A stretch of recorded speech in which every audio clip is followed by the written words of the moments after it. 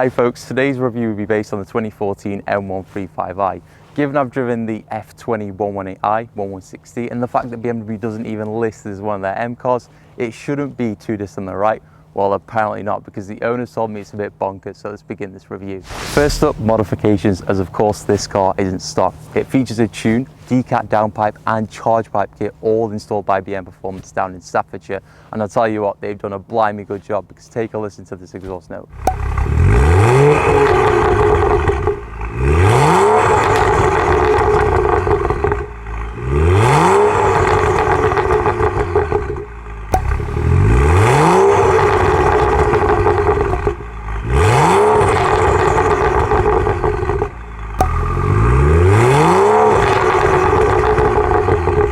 Moving on from the exhaust, it's also been lowered. It has eye-back springs, 10mm spacers, and in terms of exterior modifications, it has a carbon front splitter, carbon mirror caps, carbon spoiler, and a Maxton rear diffuser.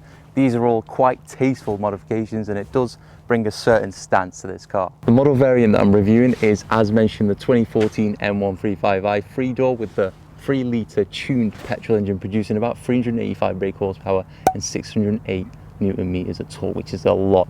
As for the standard car, it has a 0 to 60 time of about 4.9 seconds and it tops out at 155 miles per hour. So this has to be one of the fastest cars I've reviewed on the channel.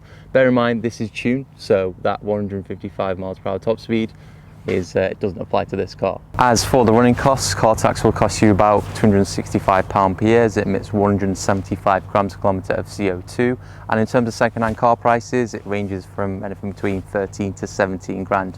In fact, this car fell in my price range when I was looking for my next car, and honestly, I was this close to buying one.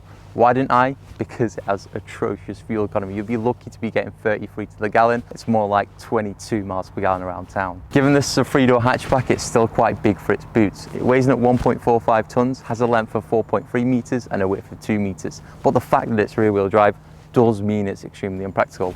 Let me jump in the rear seats and I'll show you what I mean. Jumping over to the rear seats and all those online reviews, I have to say I was completely lied to. There is more than enough space in the back of this car. Let's put this front seat into its normal position and check this out. A lot of leg room. You even get a leather armrest, panic handle, and some air vents. So it's actually pretty chill in the back of here. There's plenty of space, full of leather as well, and some ISOFIX points. Being the M135i, BMW treated this car to a few juicy upgrades, such as a M Sport braking system, M Sport low suspension, and variable sport steering. As we are in back, we may as well talk about the boot space, and it's pretty shocking in this car. You only get about 360 litres of space, but I guess this is the price you pay for 50-50 weight distribution and rear-wheel drive. Jumping over to the interior of the M135i, and I've sat in quite a few BMW 1 Series, and the question is there anything in here that makes it stand out that it's the M135i? And I'll be honest with you, I actually can't see anything in this interior. If you are buying this car for the interior, then you are certainly buying the wrong car. I think the only thing I can find is the door sills say M135i, and that is it. Nevertheless, there's only a few things that only the geeks would notice that come especially standard with the M135i, and that is this quite beautiful anthracite headlining, extended interior lighting apparently, and a auto dimming rear view mirror. As for interior storage, it's quite reasonable, but the thing that interests me is the fact that this car has 3 12-volt sockets dotted around the car.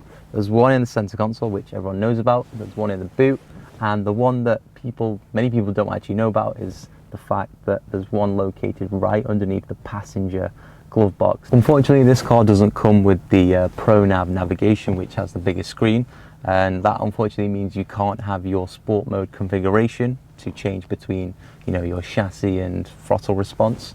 But that doesn't matter, because you can configure your Eco Pro mode in this car.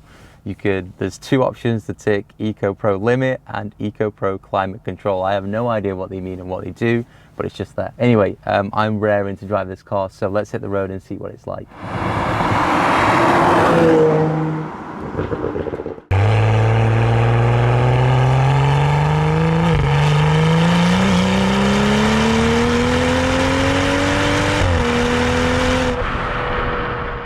Automatic transmission in this car, 8-speed. ZF, not a DCT. Lou just took me out, and it actually does feel like a bit of a DCT transmission. The gear changes are like literally rapid. In terms of visibility, it's actually pretty decent. Your steering wheel, it's quite nice. I love this steering wheel. It's much better than the older one. Lewis, the owner, has also warmed up the tyres for me a little bit, just so I don't lose traction. We did do a couple of pulls, not gonna lie. On the first run, the back end was slightly coming out.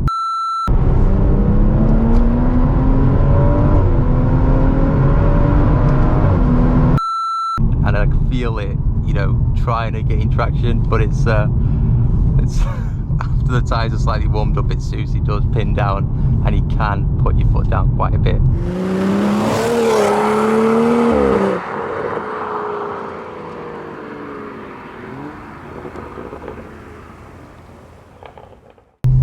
Right, let's go sport mode. Don't think it makes a difference. Does it make a difference? Oh, it makes a difference. Okay.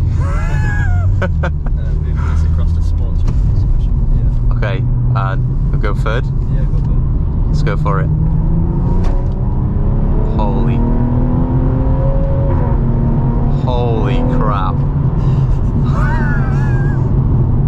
No way, this is out of this world, man. This is out of this world. I've got to have, this is the only car, I swear to God, this is the only car that I've had to have both my hands on the steering wheel because I'm absolutely shitting it.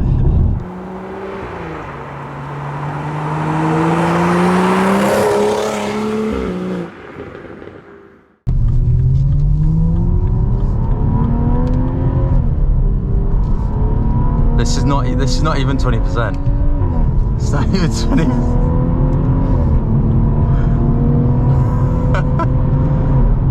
Oh, what the hell? Nah, mate, this is ridiculous.